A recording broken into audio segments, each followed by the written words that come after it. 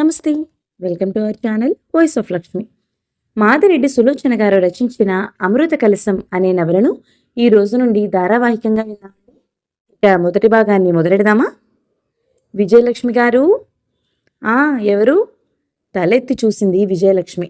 ఎదురుగా వనజ నిలబడి ఉంది. వనజ కూడా విజయలక్ష్మిలాగే రవీంద్ర ట్యూటోరియల్ కాలేజీలో ట్యూటర్గా పనిచేస్తుంది. ఏం చేస్తున్నారు? వచ్చి అక్కడున్న కుర్చీలో కూర్చుంది. ఇప్పుడే ఈ పుస్తకాలు ముందేసుకుని దిద్దటానికి కూర్చున్నాను అన్నది చేతిలో ఉన్న ఎర్ర పెన్సిల్ పక్కన పడేసి. జీవితం అంటే విసుగు పుట్టిందండి. అప్పా, ఎందుకు అంత విసుగు చిట్టి తల్లి? చిచ్చి, మంద, ఒట్టి పల్లెటూరి రకం విసుక్కుంది వనజ. ఏమిటి వనజ, అసలేం జరిగిందో చెప్పు. మా అత్తగారి జనమంతా ఇంటి నిండా పడి ఏడుస్తున్నారు అంది కసిగా. ఎందుకు ఏడుపు? ఎవరైనా పోయారా అని అడగలేకపోయింది.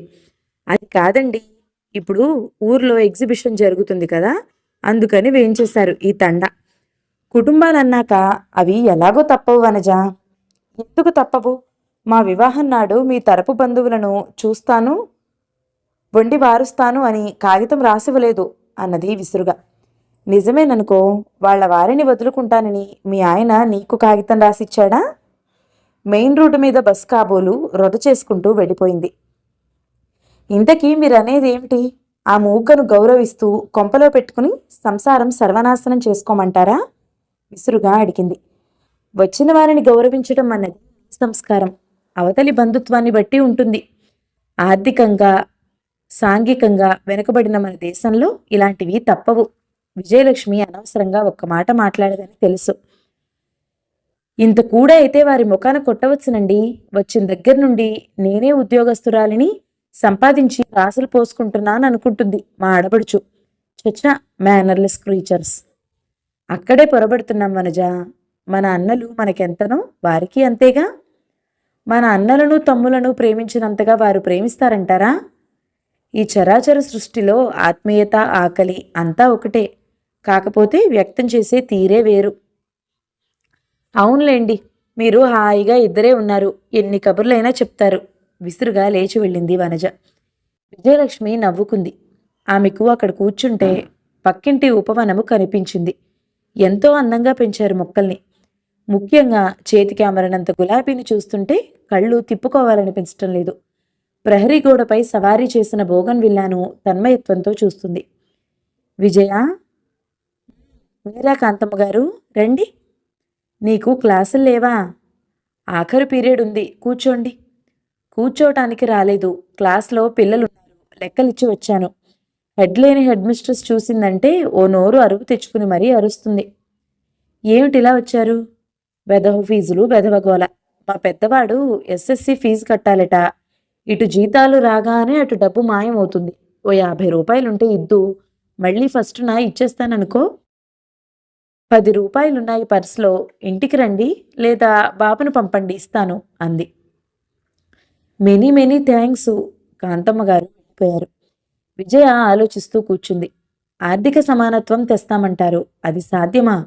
తనకు కాంతమ్మకు సమానంగానే ఉంది సంపాదన. ఆమె భర్తకు తనకంటే ఎక్కువే వస్తుంది జీతం. కానీ కాంతమ్మ ఖాతా ఎప్పుడూ అప్పుల్లోనే నడుస్తుంది. పోనీ పిల్లలు గంపెడున్నారనుకుందామా అంటే ఇద్దరూ కొడుకులే. ఏమిటో ఈ సమస్యలు. ఏం చేస్తున్నారు విజయ్ గారు? హిస్టరీ మాస్టారు రామగోవిందం వచ్చాడు. హోంవర్క్ దిద్దుదామని. మీరు హోంవర్కులు దిద్దుతారా? ఏం, మీరు దిద్దరా? హోంవర్క్నే మేము శ్రీమతికి అప్పగించాం, ఇంకా ఈ హోంవర్క్ చేస్తామా? రైలు ఇంజన్ ఆవిరి వదిలినట్టు కిసుక్కున నవ్వాడు. అదృష్టవంతులు అంది చిన్నగా నవ్వి.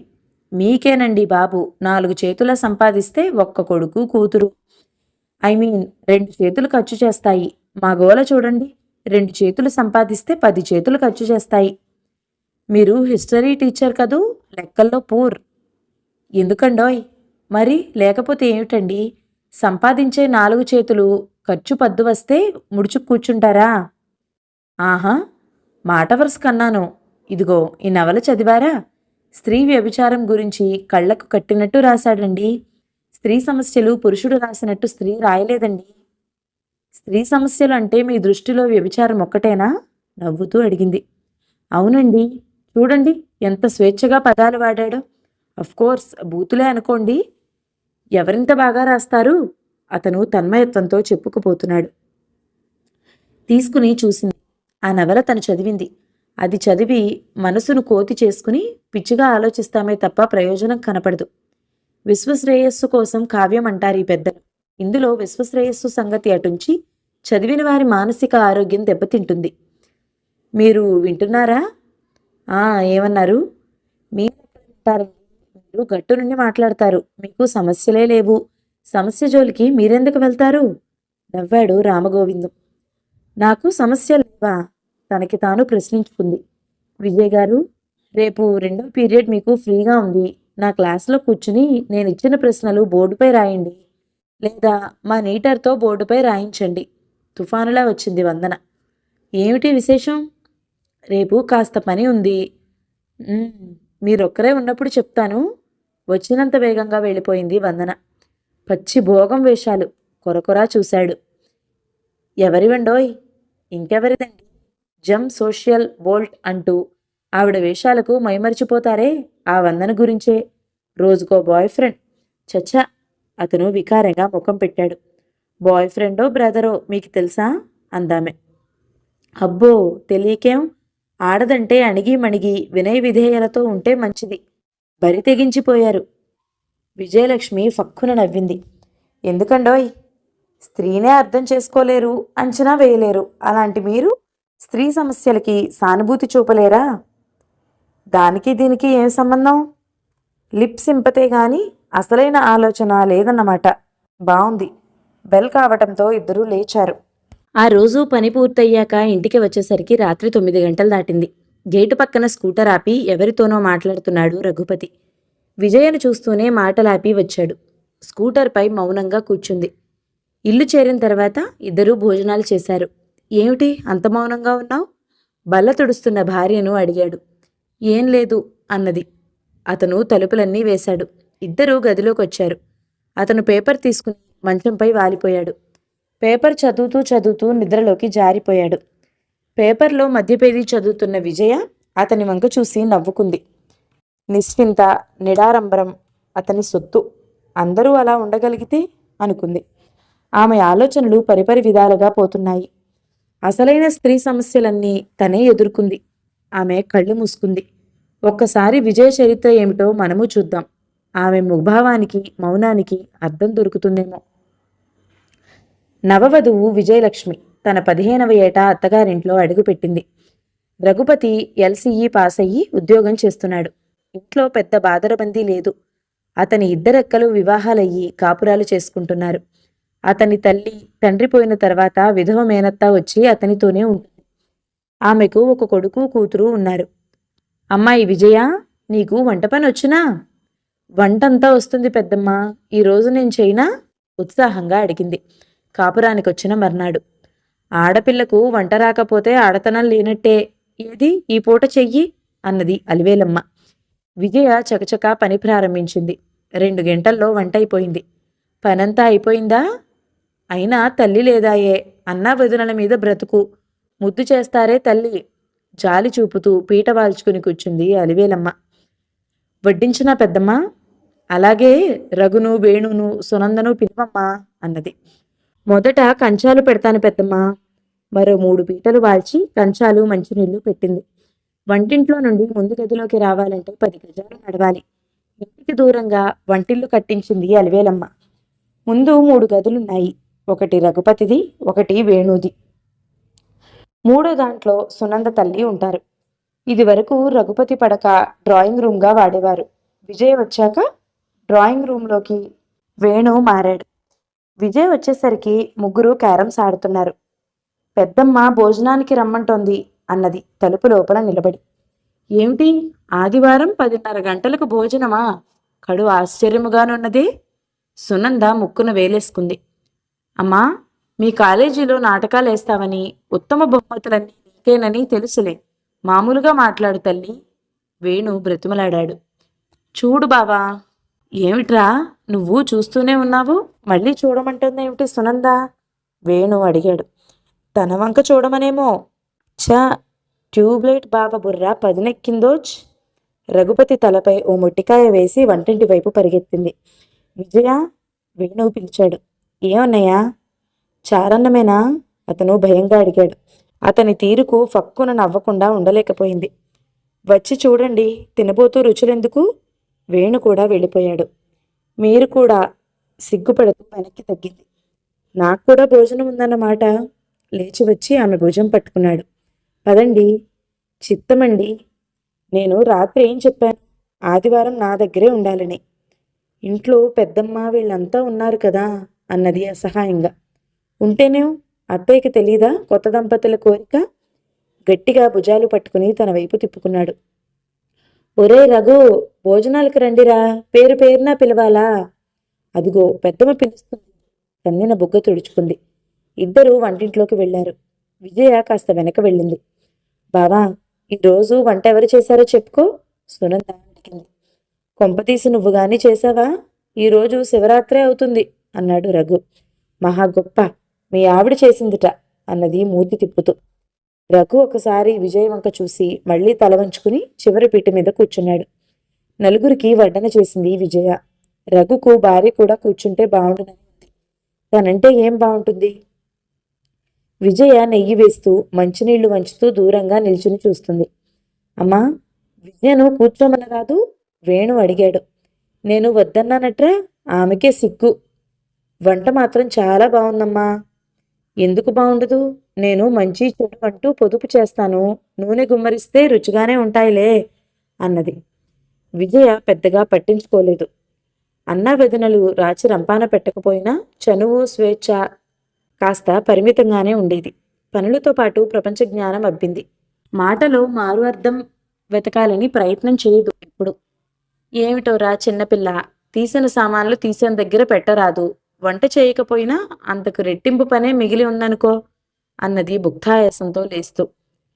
తను భోంచేసి వచ్చింది విజయ. గదిలోకి పోబోయింది. ఇనుప మంచం మీద దొర్లుతోంది అలివేలమ్మ.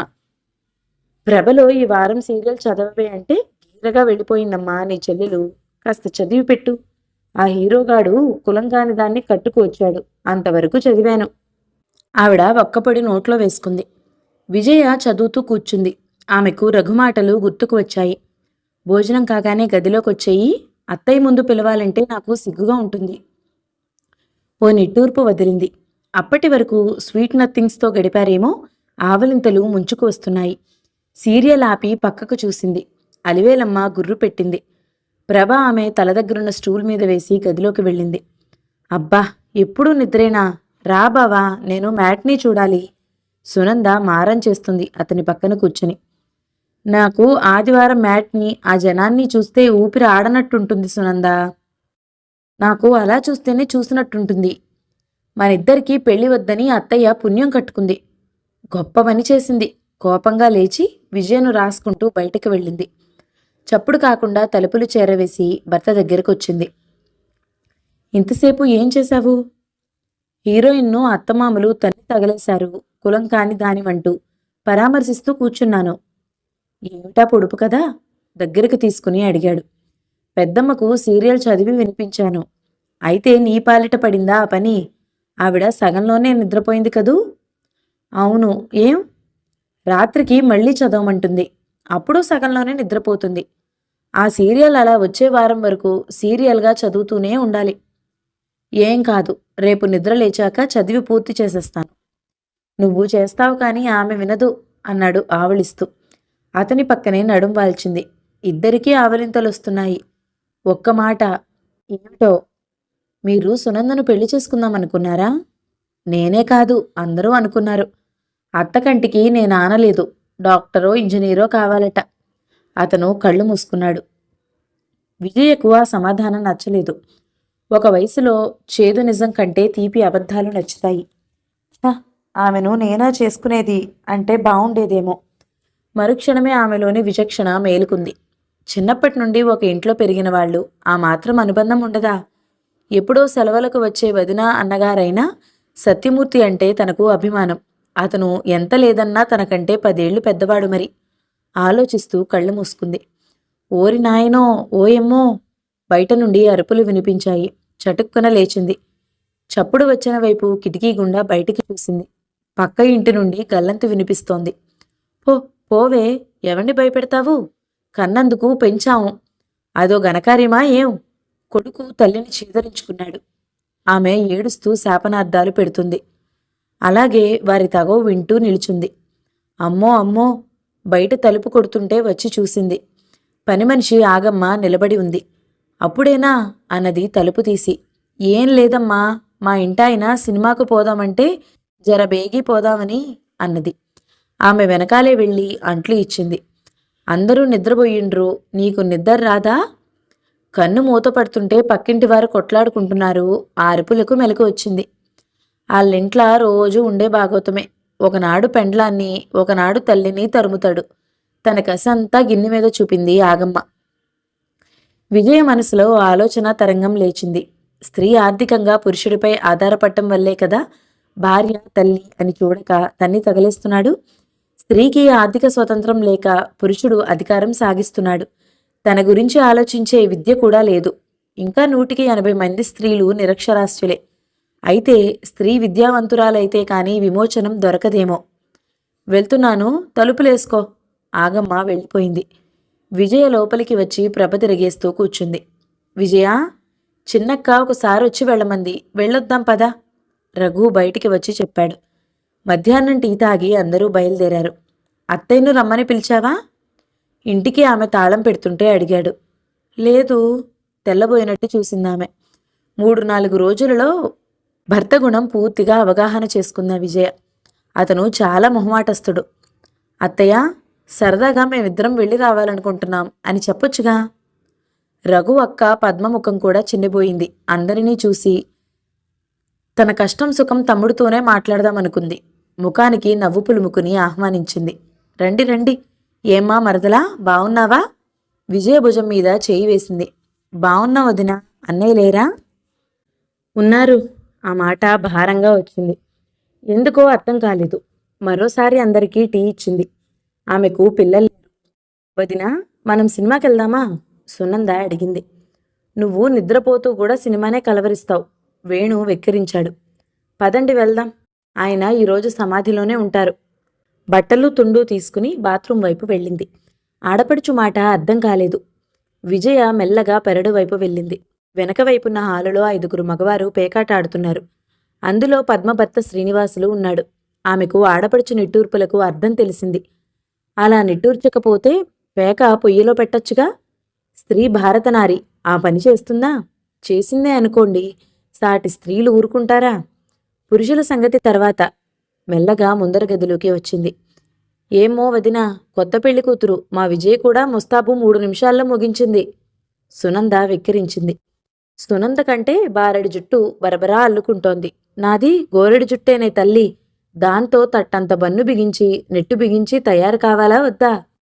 పద్మ ముడి చేత్తో తడుముకుంటూ వచ్చింది. 3 రిక్షాలకు సరిపడా ఉన్నాం. అందరూ బయటికొచ్చారు. వేణు రిక్షాలు బేరమాడుతున్నాడు. పద్మ లోపల నుండి తలుపులు వేసి పెరడు వైపు నుండి వచ్చింది. వేణు, రఘు ఒక రిక్షాలో, మీరిద్దరూ ఒక రిక్షాలో ఎక్కండి. నేను పద్మ ఒక దాంట్లో ఎక్కుతాం. అల్వేలమ్మ ఆజ్ఞ అది. నువ్వు మొదట ఎక్కమ్మా, సునంద విసుక్కుంది. ఆమె రిక్షా కదిలాక రఘును వదిలి అన్నా చెల్లెళ్ళు ఒక రిక్షాలో ఎక్కారు. విజయ భర్త పక్కన కూర్చుంది. మా అత్త పాతకాలం మనిషిలే. అదీ కాక ఆమెను అత్తా భర్త సరిగ్గా చూసేవారు కాదట. అందుకని కాస్త ఎవరైనా చనువుగా ఉంటే సహించదు. రఘు భార్యతో అన్నాడు. మొదటే విషయాలు వివరంగా చెప్తే మంచిదని. విజయ మాట్లాడలేదు. వారం రోజుల్లో ఇంటి ఛార్జీ విజయకి హాయిగా పెత్తనాలు చేస్తుంది అలివేలమ్మ. ఆ అమ్మాయికి తల్లి తండ్రి లేరుగా. వదిన చేతి కింద పనిచేసిందాయే. వంట వార్పు బాగా వస్తాయమ్మా. మొగుడికి భార్య వంటే రుచట, మధ్య నేనెందుకు అనేది. తను వంటింటి ఛార్జీ ఇచ్చినందుకు ఎవరూ ఏమీ అనుకోకుండా సంజాయిషి ఇచ్చేది. ఆ రోజు సాయంత్రం వంట పని పూర్తి చేస్తుండగా రఘు ఉత్సాహంగా వచ్చాడు. విజయ, నీకో శుభవార్త. ఏమిటో చెప్పుకో చూద్దాం. ఏముంటుందబ్బా, మీకేమైనా ప్రమోషన్ వచ్చిందా? తన అన్నగారికి ప్రమోషన్ వచ్చినప్పుడు వదినను ఏడ్పించిన ఘట్టం గుర్తుకు తెచ్చుకుంది. నీ ముఖం, ఇప్పుడేం ప్రమోషన్? నువ్వు మెట్రికులేషన్ 2nd క్లాస్లో పాస్ అయ్యావోయ్. నిజం? నమ్మలేనట్లు చూసింది. నిజం అనుకరిస్తూ వెక్కిరించాడు. పోనీలే, నేను కోతల రాయుణ్ణి గాని రేపు వార్తాపత్రికలో వస్తే చూద్దుగాని ముఖం ముడుచుకున్నాడు. మీరు కోతల రాయుడని కాదండి, నేను అంత బాగా రాయలేదు. పెళ్లి పనులు, వదిల ఆరోగ్యం, అసలు చదివిందెప్పుడు? మై గాడ్, చదివితే ఫస్ట్ క్లాసులో పాస్ అయ్యేదానివన్నమాట. మా లలిత, కాముడు ఏమయ్యారో స్నేహితురాళ్లను తలుచుకుంది. ఇప్పుడు నా పాలిట దెయ్యాలయ్యారు. ఇంత శుభవార్త తెచ్చిన భర్తను సత్కరించాలి. అతని పరిభాషలో సత్కారం అంటే ఎంతో ఆమెకు బాగా తెలుసు. లజ్జితురాలై తల వంచుకుంది. బుగ్గలో కెంపులీనాయి. ఏం కాలమో, మాదో వెర్రి కాపురం. పిల్లలు పుట్టినా ఎదురు నిలబడి మాట్లాడి ఎరుగుదుమా? అందుకే వేళ్ల పొద్దున అన్ని సుఖాలకు దూరమయ్యాను. బయట అలివేలమ్మ అంత పెద్ద డైలాగ్ వేసేసరికి రఘు ఆదరా బాదరాగా బయటికి వెళ్ళాడు. అత్తయ్యా, విజయ, విజయ, నీ పెళ్ళాం విజయరా? ఏమిటి సంగతి? విజయ రిజల్ట్స్ ప్రెస్లో కనుక్కున్నాను. సెకండ్ క్లాస్లో పాస్ అయింది. ఏం పరీక్ష? బియ్యనా? కాస్త వెటకారంగానే అడిగింది. రఘు మారు మాట్లాడక వెళ్ళిపోయాడు. విజయ అంతా వింది. ఆమెకు అలివేలమ్మ మీద కోపం రాలేదు. భర్త మొహమాటానికి కోపం వచ్చింది. బిఏ చదవటం ఓ గొప్పేనా? అవకాశం ఉన్నవారు చదువుతారు. తను జవాబివ్వలేదు. స్నేహితురాల ఇంటికి వెళ్లిన సునంద రాత్రికి తిరిగి వచ్చి అభినందించినప్పుడు విజయ మౌనంగా ఉండిపోయింది. ఏమో విజయమ్మ, మౌనంగా ఉంటే పార్టీ తప్పుతుందనా? మీ ఆయన దగ్గర చెవులు పిండి మరీ తీసుకుంటాను. చెవులేం పిండొద్దు గాని పార్టీ ఇస్తాన్లే. రఘు ఉత్సాహంగా అంగీకరించాడు. ఆ రాత్రి రఘు లాలింపుతో మనసును ఆవరించిన మాంద్యము కడిగేసుకుంది. కాలేజీలు తీశారు. వేణు వెళ్ళిపోయాడు. అతను జడ్చర్లలో లెక్చరర్గా పనిచేస్తున్నాడు. సునంద ఇంటర్ 2వ సంవత్సరం చదువుతోంది. ఆమె 9 గంటలకు వెళ్ళిపోతుంది. ఇంకా ఇంట్లో ఉండేది అలివేలమ్మ, విజయ మాత్రమే. 9 గంటల నుండి 4 గంటల వరకు కబుర్లతో, పత్రికలతో కాలక్షేపం అవుతుంది. ఒంటరిగా కూర్చున్నప్పుడు విజయకు ఎక్కడ లేని దిగులు పుట్టుకు వచ్చేది. కాలమంతా వృధా అవుతుందనిపించేది. ప్రైవేట్గా చదువుదామని సునంద సిలబస్ పుస్తకాలు అడిగి తీసుకుంది. మధ్యాహ్నం పారిజాతాపహరణం చదువుతూ కూర్చున్నా కొన్ని అర్థం కావటం లేదు. అలివేలమ్మ మాటలు వినిపించాయి. ఆషాఢమాసం అత్తగారింట్లో ఉంచుతారా? మంచి సంబంధమే దొరికింది మాకు. అవ్వ, కాపురానికి వచ్చి 2 నెలలు దాటింది. ఒక్కసారి వచ్చిన పాపాన పోలేదమ్మా ఆ అన్నగారు. అందుకే అన్నారమ్మా, తల్లిపోతే తరం పోయిందని. అన్నా అన్నే కదా, అన్న పెడదామన్నా వదిన సాగనీయొద్దు. పక్కింటి ఆమె గొంతు అది. అప్పుడే విజయకు ఏదో గుర్తుకు వచ్చింది. ఇదిగో, చెల్లెలు చూసుకుని ఉన్నదంతా ఊడ్చిపెడితే నేను నుయ్యో గొయ్యో చూసుకుంటాను అని బెదిరించేది వదిన. 5-6 వేలు ఇవ్వనిదే ఎవరూ పెళ్లి చేసుకోరు అన్న రుసరుసలాడేవాడు. మరీ పెళ్లిళ్ల సీజన్ వచ్చాక ఇంట్లో రోజూ ఎడముఖం పెడముఖమే. అప్పుడే అన్నయ్య స్నేహితుడొక ఆయన రఘుపతి సంబంధం తెచ్చాడు. కట్నం అంటే అతనికి అసహ్యమని చెప్పాడు. ముందు అలాగే అంటారు. లాంఛనాలని, నగలని, జావా అని అన్నీ అడుగుతారు. మూతి తిప్పింది వదిన భారతి. నువ్వు కాస్త నన్ను మాట్లాడనిస్తావా? రామారావు కసురుకున్నాడు. మీరే మాట్లాడండి, కానీ అన్నీ ఖచ్చితంగా చెప్పండి. భారతి లోపలికి వెళ్ళింది. ఆ మర్నాడు అన్నగారు తిరిగి వచ్చాడు. అతని ముఖం ప్రసన్నంగా లేదు. నేను చెప్పలేదు, అక్కడికి వెళ్ళగానే హిరణ్యాక్షవరాలు కోరుంటారు, అవునా? విజయవంక గర్వంగా చూసింది భారతి. నీ మొహం, అదేం కాదు. అబ్బాయి చాలా ఉత్తముడు, నిగర్వి. తల్లి తండ్రి లేరు. మేనత్త, ఆమె పిల్లలు అతని దగ్గరే ఉన్నారు. వివాహమైతే వెళ్ళిపోతారేమో. మరింకేం, ముందు బాదరాబందీ ఉండదు. అది కాదు భారతి, మన విజయ కంటే 11 ఏళ్లు పెద్దవాడు. మనిషి నలుపు, చెంపల దగ్గర జుట్టు కూడా తెల్లబడింది. నాకు అంతగా నచ్చలేదు. అదే, కట్నం గురించి ఏమనలేదా? ఆ అబ్బాయికి కానీ కట్నం వద్దట. కావాలంటే మన అమ్మాయికి ఇచ్చుకోమంటున్నాడు. వివాహం కూడా సాదాగా చెయ్యాలన్నాడు. మరింకేం, అన్ని విధాలా తగిన సంబంధం. నేను చెప్పాను కదా, మగాడికి వయసు లెక్కేమిటండి? అందరూ నలకూబరులు, జయంతులు దొరికితే ఈ భూతలం స్వర్గమే అయ్యేది. ఇప్పుడు దానికి 15 పూర్తయి 16గా, ఏమంత పెద్ద వయసని? మంచిగా కట్నం లేక దొరికినప్పుడు చెయ్యక ఏమిటిది ఇంకా ఆలోచన? నలుపైతేనేం అందరూ తెల్లగా ఉంటారా ఏం? వచ్చే సంవత్సరం చూద్దాంలే. అమ్మాయి మెట్రిక్ పరీక్ష రాస్తుంది. రిజల్ట్స్ వస్తే పై చదువులు చదివించవచ్చు. అప్పుడు మాట్లాడలేదు. రాత్రంతా భర్తను సాధించడం విజయ్ వింటూనే ఉంది. పొలం అన్నకు రాసి ఇన్సూరెన్స్పై వచ్చిన డబ్బు కూతురుకని తండ్రి రాశాడట. ఆ మాటే వదిన బయటికి రానివ్వదు. పెద్దదైతే తనకిష్టమైన రీతుల్లో నగలు చేయించుకుంటుందని 10 కాసుల మురుగులు 5 కాసుల నాంతాడు తండ్రి చేయించడం. 12 సంవత్సరాల వరకు తన దగ్గరే ఉన్న సంగతి విజయకు తెలుసు. అది కాక తల్లి నగలు సగం తనకే రావాలి. వదిన అవేవీ గుర్తుంచుకున్నట్టు లేదు. అవన్నీ తీసుకుని తనకు 4 పీటల చంద్రహారం చేయించుకుంది.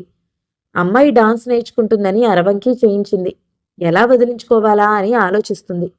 ఇంటికి వచ్చిన ప్రతి వారి దగ్గర ఒకటే మాట, గుండెల మీద కుంపట్లా ఎదిగి కూర్చుందమ్మా.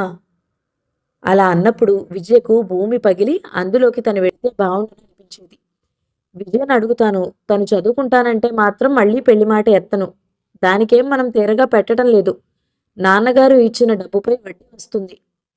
ఎప్పుడు నా నోరు మోస్తారు. ఆ అమ్మాయిని అడిగితే చదువుకుంటాననే అంటుంది. ఆ సంగతి నాకు తెలుసు, మీకు తెలిసే అంటున్నారు. భారతి, మన అనుపమకు ఆ వయసులో పెళ్లి చేస్తావా? అందులోనూ 11 ఏళ్ల పెద్దవాడికిచ్చి. భారతి లేచిపోయిన శబ్దం అయింది. విజయ అటు ఇటు దొర్లింది. పక్కనే పడుకున్న రమేష్పై చెయ్యి వేసుకుని పడుకుంది. మరో పక్క అనుపమ పడుకుంది. లోకంలోని కన్మషం తెలియని పిల్లలు. వాళ్లకు తల్లి వేరే మంచాలు వేసింది. తలుపులు వేసే వరకు మంచాల మీదుంటారు. తలుపులు వేయగానే అత్తపక్కలోకి మారుతారు.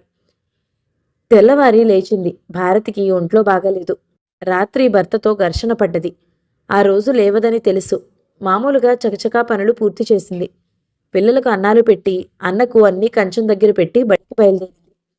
రమేష్ను కేజీ క్లాస్లో వదిలి అనుపమను తీసుకుని వెళ్ళింది. అన్నయ్య అడిగితే నాకేం భయమా? చదువుకుంటానని చెప్తాను అనుకుంది. వాళ్ల సంపాదనేం పెట్టడం లేదు కదా. ఈ సంవత్సరమైనా కాలేజీ చదువుకు బయటే హాస్టల్లో ఉండి చదువుకుంటాను అని మరోసారి అనుకుంది. తను పెళ్ళంటూ చేసుకుంటే వదిన అన్నలాంటి అందమైన వాణ్ణి చేసుకోవాలి. కామేశ్వరి, లలిత వచ్చారు. ఆ ఊరి బడిలో వాళ్ళిద్దరే ఆడపిల్లలు. క్షేత్రగణితంలో ఈ చివరి అధ్యాయం రావటం లేదే అన్నారు. మన విజ్ఞుది తెలివైన బుర్రే, అది తప్పక చేస్తుంది. లలిత సర్టిఫికెట్ ఇచ్చింది. ఆ చాప్టర్ నాకు రాదు. సాయంత్రం ట్యూషన్ మాస్టర్ని అడిగి చెప్తాను. ఏమిటేమిటి, ట్యూషన్ కూడా పెట్టుకుంటున్నావా? ఆశ్చర్యంగా అడిగింది కామేశ్వరి. ట్యూషన్ కాదు, ముఖం. మా అనుపమకు వచ్చే మాస్టారి దగ్గర నేర్చుకుంటాను. అవునే, అంత చిన్నపిల్లకి ట్యూషన్ ఎందుకు? లలిత అడిగింది. విజయ ఆలోచనలో పడింది. నిజమే, వదిన తన కూతురు అన్నింటా ప్రత్యేకంగా ఉండాలని కోరుకుంటుంది. తను ఒకరి కూతురేనని మర్చిపోతుంది ఎందుకో. జన్మలో అలాంటి అలవాటు తను చేసుకోదు. పిల్లలంతా ఒక్కటే. తను పెద్దయితే తన దగ్గర ఎవరైనా పిల్లలుంటే తన బిడ్డల కన్నా మిన్నగా చూసుకుంటుంది. ఏమిటే మొద్దు, మేమన్నమాట వినిపించిందా? ఏమిటి? మేం కూడా రామా? వద్దే, వదిన చూస్తే అరుస్తుంది. నేను చెప్తానుగా, హామీ ఇచ్చింది. సాయంత్రం ట్యూషన్ మాస్టర్ కొరకు ఆతృతగా ఎదురు చూస్తుంది విజయ. భారతి కరణం గారింట్లో పేరంటం అంటే వెళ్ళింది. అను, ఈ పూట నేను లెక్కలు చెప్పించుకుంటానే, నువ్వు బంగారు తల్లిలా పక్కన కూర్చుని హోంవర్క్ చేసుకోమ్మా. అత్తా, నేను వెళ్ళి ఆడుకుంటానే, అందరూ ఆడుకుంటారు, నాకేమో ట్యూషన్ మాస్టర్ వస్తారు. బొంగమూతి పెట్టింది. జాలేసింది విజయకు. అతివృష్టి అనావృష్టి అన్నట్టుంది అనుపమను తనను పోల్చుకుంటే. క్రమంగా బడికి వెళ్లే పిల్లలకు ట్యూషన్ మాస్టర్ ఎందుకో అర్థం కాదు. బడి నుండి వచ్చి బట్టలు మార్చి ఏదైనా తినడంతోనే మాస్టర్ వస్తాడు. ఇలాంటి నియమాలతోనే పిల్లలు చెడిపోయారు. చదువంటే వెగటు కలుగుతుంది. మాట్లాడవేమత్తా? ఓ అరగంట ఆడుకుని నేను లెక్కలు పూర్తి చేసే లోపల వచ్చేయమ్మా. ఆ పిల్ల విమానంలా వెళ్ళిపోయింది. అనుపమకు ట్యూషన్ చెప్పే మాస్టారు హైస్కూల్లో లెక్కలు చెప్తాడు. అతనికి క్షణం తీరిక ఉండదు. అతనికి ఉద్యోగం దొరకటంలో రామారావు సహాయం చేయటం వల్ల అనుపమకు ట్యూషన్ చెప్పడానికి అంగీకరించాడు. అనుపమ లేదా? ఆ గదిలోకి వచ్చిన విజయను అడిగాడు అతను. నాకు 2 లెక్కలు చెప్పాలి మాస్టారు, ఈలోగా అనుపమ వస్తుంది. పుస్తకం ఆయన ముందు వేసింది. క్షేత్రగణితం నీకు అర్థం కాలేదా? చకచకా లెక్క చెప్పాడు. అరగంటలో ఆమె సందేహాలు తీరిపోయాయి. థ్యాంక్ యూ మాస్టారు. లేచింది. అసలు థ్యాంక్స్ నేను చెప్పాలి. మేము చెప్పడం గొప్ప కాదు, అవతల వారు అర్థం చేసుకునే తీరును బట్టి ఉత్సాహం వస్తుంది. మీ క్లాసులో గోపి లేడు? అతనికి లెక్క చెప్పడానికి దేవుడిని ప్రార్థించి 2 తలకాయలు తెచ్చుకోవాలి. అతను చెప్పిన దాంట్లో హాస్యం లేదు గాని చెప్పే తీరులో హాస్యంగా చెప్పాడనిపించింది. పక్కున నవ్వేసింది. ఓ మై గాడ్, అతనికి స్క్వేర్ రూట్ చెప్పేసరికి తాతలు దిగొచ్చారు. ఏంటి భాగవతం? గర్జనతో పాటు అనుపమ రాగాలాపన వినిపించింది. ఇద్దరూ మాటలు రానట్టు గుమ్మం వైపు చూశారు. గుమ్మంలో భారతి నిలబడి ఉంది. ఆమె కళ్ళు నిప్పులు కురుస్తున్నాయి. అను, రా వచ్చి కూర్చో, చదువుకో. అనుపమ ఫ్రాక్ ఎత్తి కళ్ళు తుడుచుకుంది. అతను విజయ్ వంక జాలిగా చూసి అటు తిరిగాడు. విజయ మెల్లగా బయటికి వచ్చింది. వదిన గారి నిందలు నిష్ఠూరాలు వినవలసి వస్తుందేమోనని నిబ్బరంగా నిలబడింది. భారతి ఒక్క మాట అనలేదు. గదిలో చదువుకుంటూ కూర్చుంది. 8 గంటలకు రమేష్ ఆవలిస్తూ వచ్చాడు. అత్తయ్యా, అన్నం పెట్టవే. లేచి వెళ్ళి పిల్లలకు పెట్టి తను మజ్జిగ తాగి పడుకుంది. ఏనాడు భారతి పిల్లలకు అన్నాలు పెట్టినట్లు గుర్తులేదు. రామారావు వచ్చే వరకు పుస్తకాలు తిరగేస్తూ కూర్చుంటుంది. నేను విజయకు త్వరగా పెళ్లి చేయమన్నానో మీకు అర్థం కాదు. ఇందాక గదిలో ట్యూషన్ మాస్టర్తో మై మరిచి నవ్వుతుంది. నేను రావటం ఆలస్యమైతే ఇంకా ఏం చేసేవారో. భారతి అంటున్న మాటలు నిశ్శబ్ద వాతావరణంలో స్పష్టంగా వినిపించాయి. ఛా, విజయ ఎంత పిల్లని! మీకు బుజ్జిపాపాయిలాగానే కనిపిస్తుందిలేండి. ఆ పిల్లకు పెళ్లి ఇష్టం, కావాలంటే అడగండి. రేపా ట్యూషన్ మాస్టర్ని చేసుకుని చక్కా పోతే అందరూ నవ్వితే కానీ మీకు సంతోషం కలగదులేండి. ఇక వినలేక నిండా దుప్పటి కప్పుకుంది విజయ. ఆమెకు వదిన మాటలకు దుఃఖం రాలేదు. స్త్రీ ఇంత బలహీనురాలనని ఒక విధమైన జాలి కలిగింది.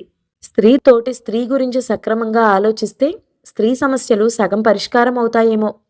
ఆలోచిస్తుంటే ఇక వదిన దగ్గర ఎక్కువ రోజులు ఉండటం కుదరదేమోని అనిపించింది. పని అంతా నెత్తిన వేసి అనారోగ్యం పేరుతో హాయిగా తిరిగినా రోషపడలేదు. వచ్చే పోయేవారి సానుభూతి కోసం తనను గుదిబండ చేసినా సహించింది. తన పాత చీరనిచ్చినా బాధపడలేదు. ఇది మరో రకమైన సమస్య. తనకు కోపం రావచ్చు, ఎదురు తిరగొచ్చు. ఆ రోజు అన్న జీవితం నరకమవుతుంది ఆలోచించి ఆలస్యంగా నిద్రపోయింది. తెల్లవారేసరికి భారతి కాఫీ పెట్టింది. భర్త ఇంట్లో ఉన్న నోరు తగ్గించినా అనుపమను తిడుతూనే ఉంటుంది. విననట్లే కాఫీ తాగి తన పని చేసుకోసాగింది.